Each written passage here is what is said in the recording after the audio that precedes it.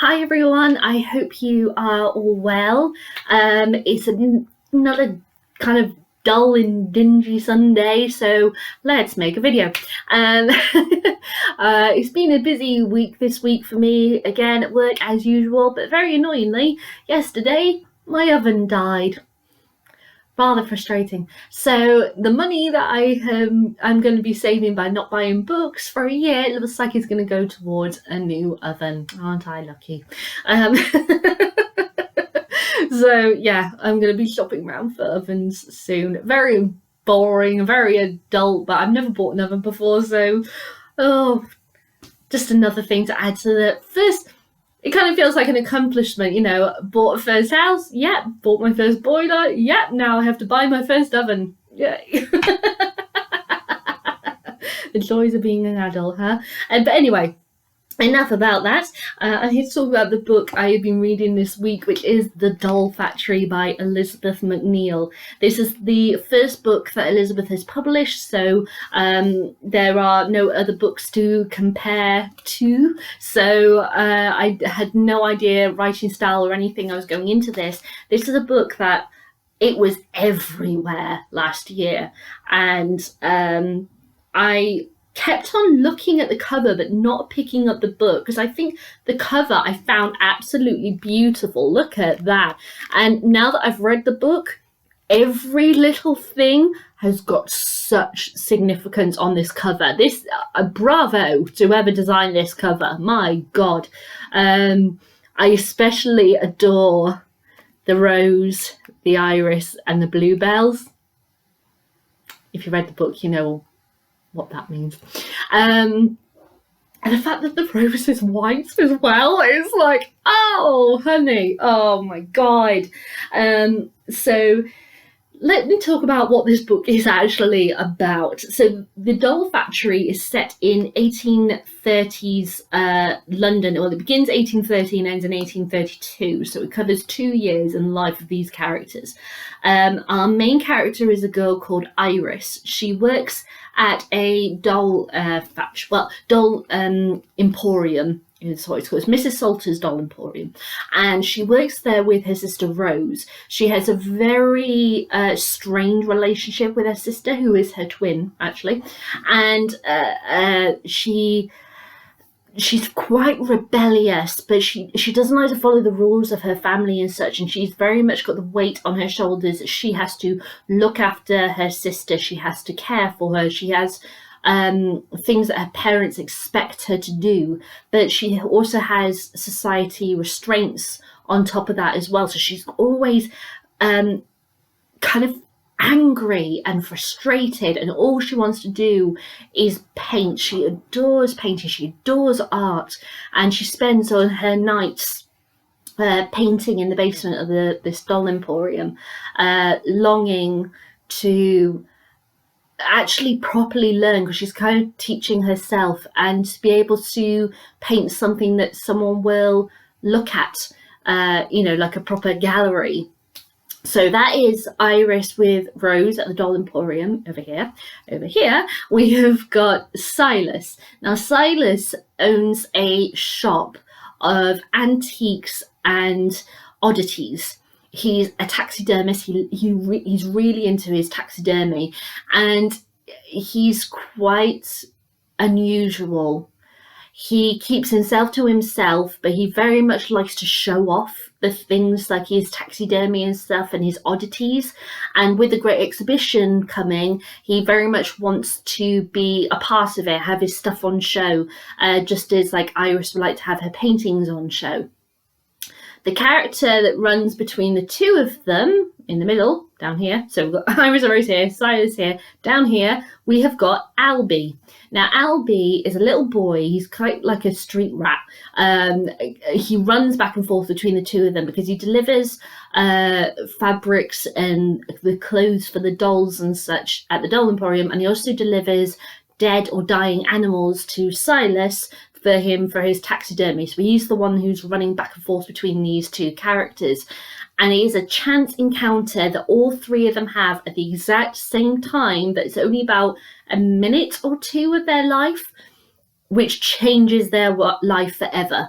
all three of them, their lives change, and Rose as well. Okay, all four of them, their lives change forever, but it's the three of them, Iris, Silas, and Albys, who meet in that moment, in that meeting, and it changes everything for them. And at the top, there, we've got the Pre-Raphaelite Brotherhood, the PRB, who were a real group of artists in London in the 1830s who very much wanted to shake up the establishment. They had this new way of looking at the world, of creating their art, of expressing themselves, and they wanted to break all the rules and conventions. So the Pre-Raphaelite Brotherhood, all the various members are in this book as characters, as well as Charles Dickens. Charles Dickens criticised their work all the time. He wrote about them quite often, and he wasn't all that fond of them at all, really. He thought they were quite rebellious and wasn't very fond of the way in which they displayed the world, and was highly critical of them. But he is also a member. He's also a character in this book. Now, in order for the connection with art, because Iris gets kind of caught up in the Pre-Raphaelite Brotherhood's movement and everything, there is a character who is part of the Pre-Raphaelite Brotherhood who is completely fictional, called Louis Frost, who is the connection to Iris.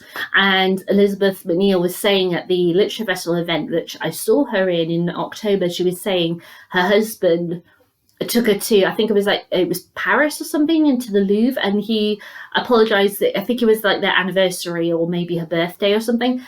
He desperately wanted to find the print of the painting that she talks about in her book, and he'd been researching it for ages and trying to track it down, and he couldn't, and he was really upset, and she had to break the news to him that Louis Frost was fictional and the painting that he's referring to is completely fictional. So, oh bless. I really felt for him when she told that story. But how incredibly sweet is that you tried to track down the book? But I think that also sets the tone for the realism of this book. It really is.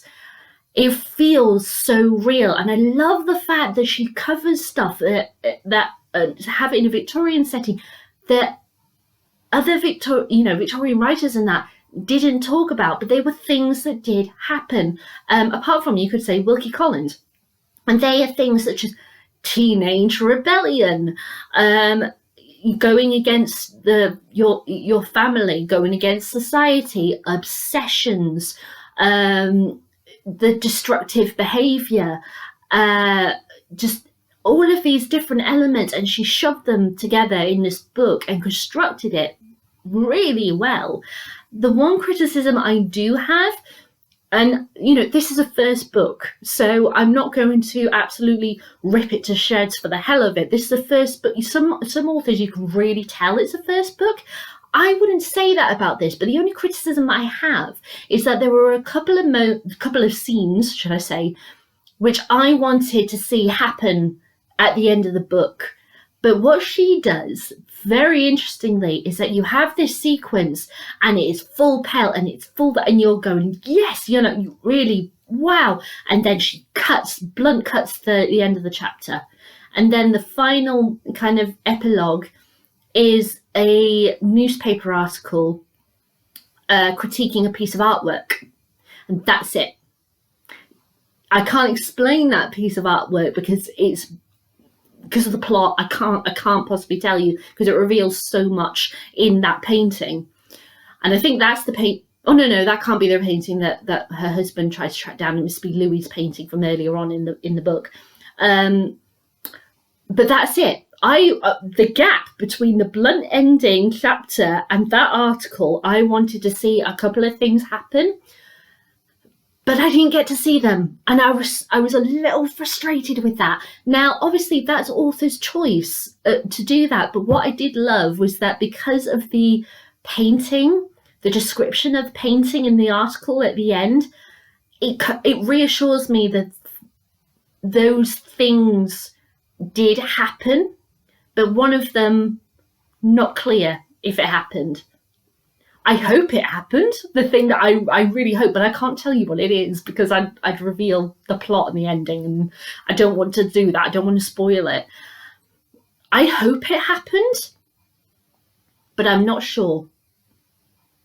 I think so. Maybe it's that thing that maybe it's just me as a reader. I needed to know that one element was tied up, and so I felt a bit frustrated that I didn't know it.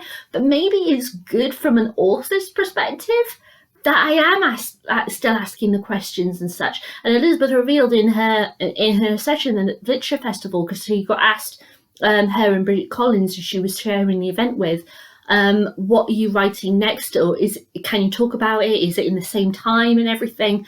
And Elizabeth revealed that she is writing her second project, her second novel, and it is around the same times, kind of the same period of Victorian London, but a separate set of characters. And she was actually toiling with the idea of possibly having an interaction. And if that happens and my question gets answered in her second book, I'm going to be very happy. But yeah, that's the only real criticism I had, that I didn't get that complete tying up of one particular element. Because out of the two scenes, one of them definitely happened, as what I can understand from the painting critique at the end of the book, but the other one I'm not sure. And that question, that's going to sit with me for a while. So I'm really hoping that her second book she does have that kind of a bit of interweave, or even if it's just a newspaper article with one sentence just to say that this has happened, I will be very happy with that.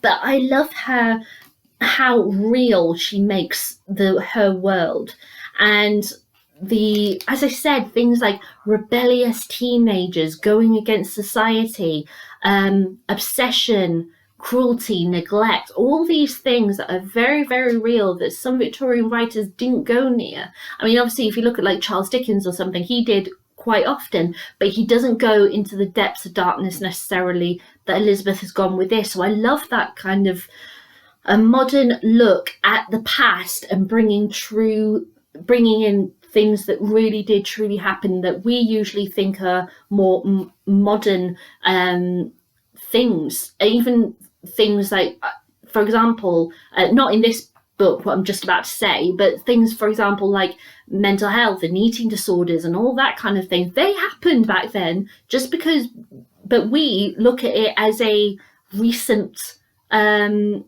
thing, and it's not. So I love that writers like Elizabeth are exploring these things in the past, and authors that I love also doing that, who do that, are authors I love like Ken Follett and C.J. Sansom.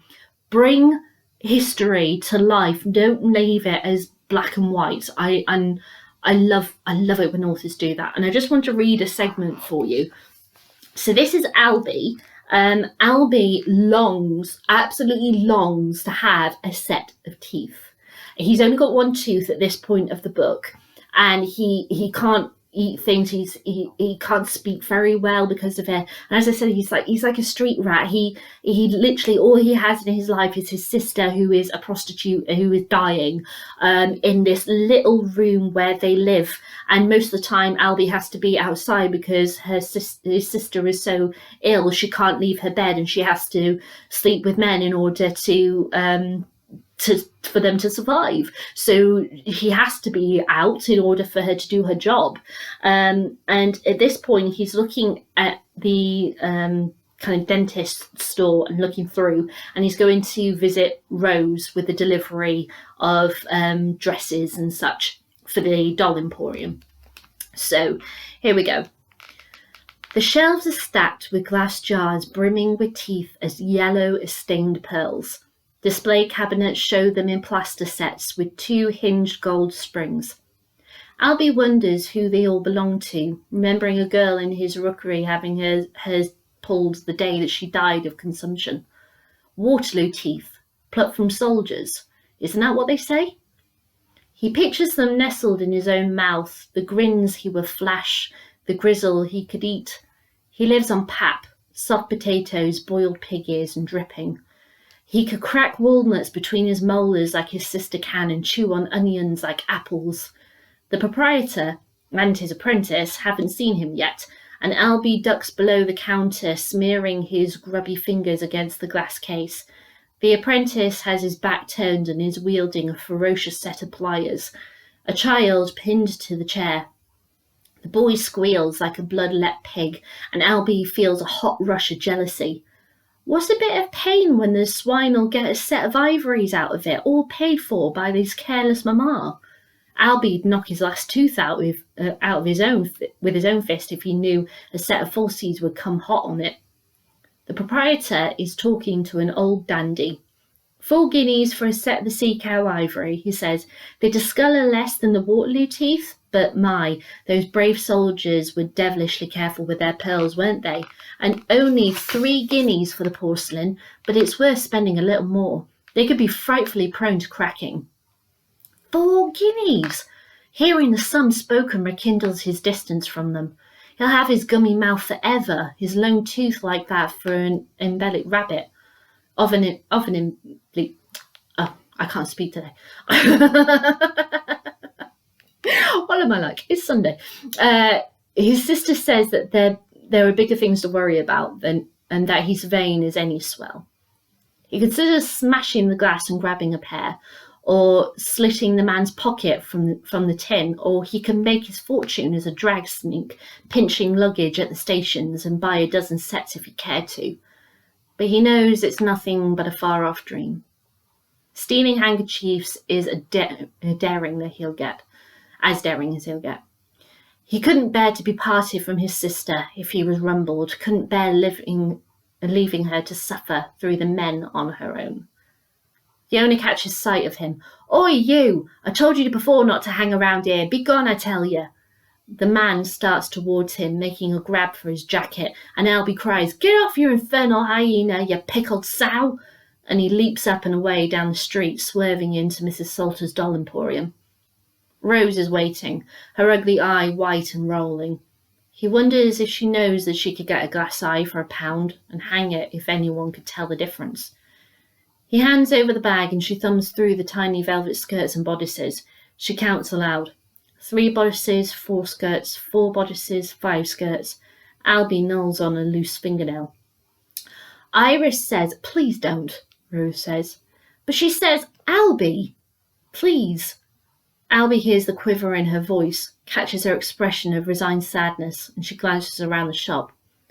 I asked you not to mention her. Do you miss her?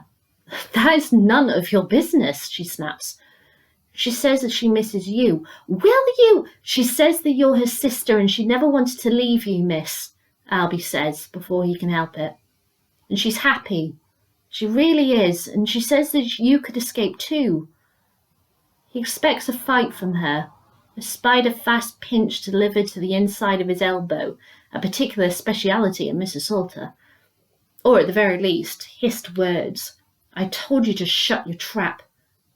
But Rose says nothing, and there's such a downturned sadness in her purplish face that Albie has to look away.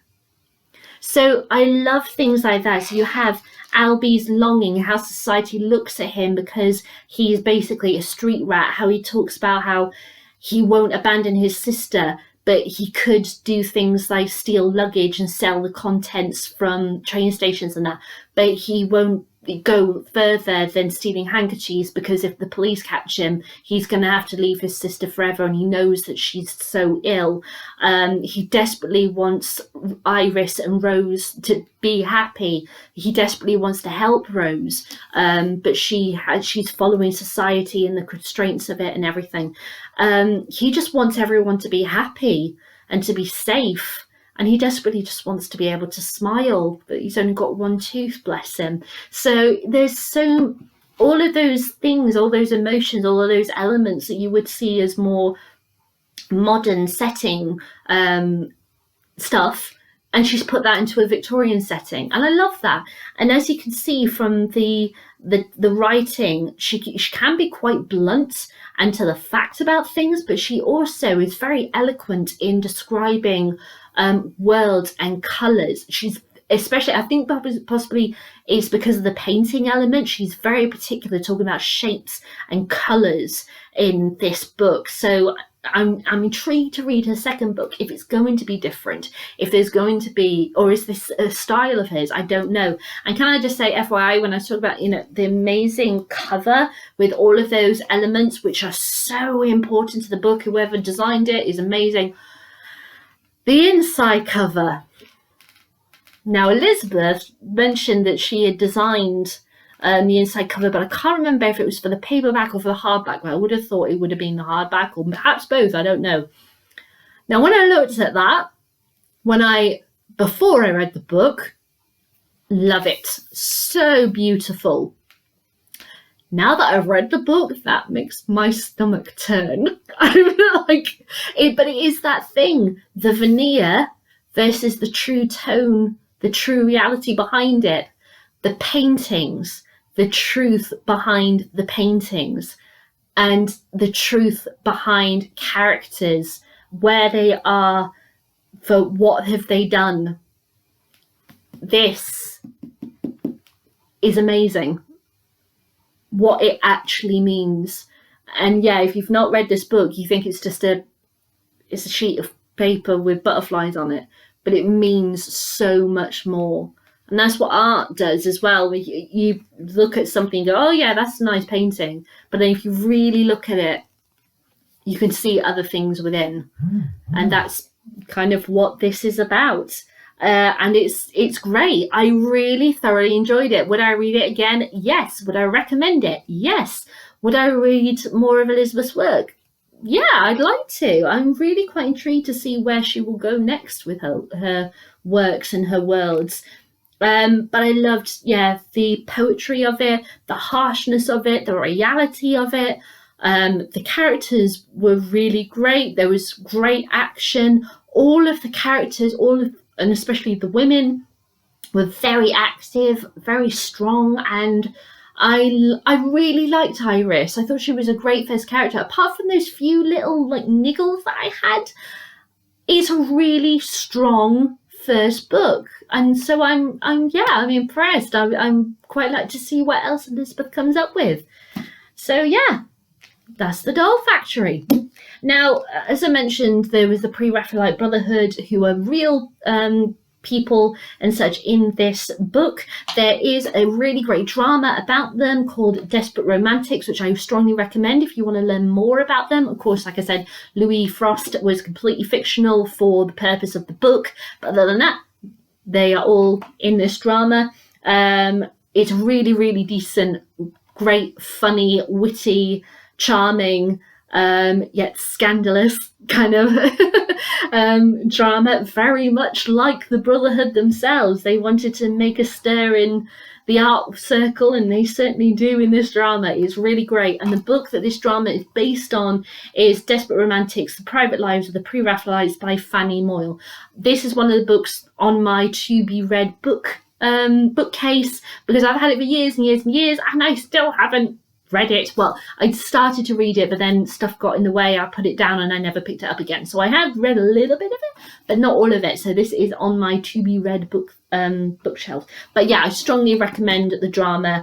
The film production rights, should I say, have been sold for the Doll Factory. It's not the BBC, it's a different production company, so I don't know if it's going to be a film or if it's going to be a TV drama, or it might well be that a drama or film doesn't come out for quite a significant amount of time. You know how the whole productions, adaptation stuff work of books, and that it may get shelved, I don't know. But I think it would actually make a really good, decent TV drama. It could work as possibly like a 2-hour film, but I think probably like a 3-hour TV drama or something was probably more suited to it. But yes, so look out. There might be a film or a TV version of The Doll Factory being made relatively soon, or not. I don't know. But there we go. Those are my thoughts of The Doll Factory by Elizabeth MacNeal. Have you read this book? I'd love to know what you think. You can leave me a comment in the comments box below, or give me a thumbs up, thumbs down, entirely up to you, let you decide. And I've already announced what the next book I'm going to be reading, which is The Binding by Bridget Collins. I'm actually really looking forward to this. Isn't this beautiful? Gorgeous book. My God, I'm so excited to read this.